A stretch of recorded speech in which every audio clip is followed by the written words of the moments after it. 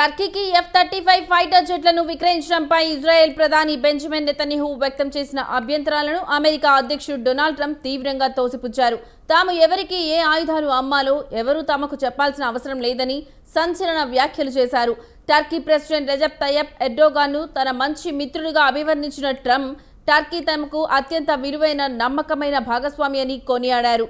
Israel ప్రధానితో భేటీకి ముందు రోజు Trump ఈ వ్యాఖ్యలు చేయడం అంతర్జాతీయంగా తీవ్ర ప్రాధాన్యత సంతరించుకుంది.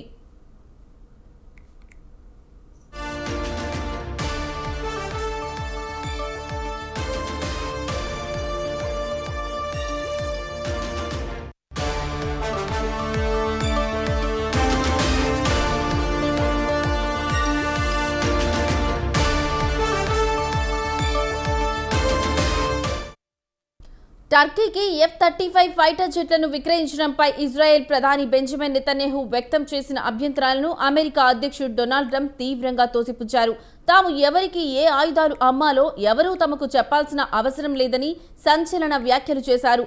టర్కీ ప్రెసిడెంట్ రెజెప్ తయ్యప్ ఎర్డోగాన్ను తన మంచి మిత్రుడిగా అభివర్ణించిన ట్రంప్ టర్కీ తమకు అత్యంత విలువైన నమ్మకమైన భాగస్వామి అని కొనియాడారు.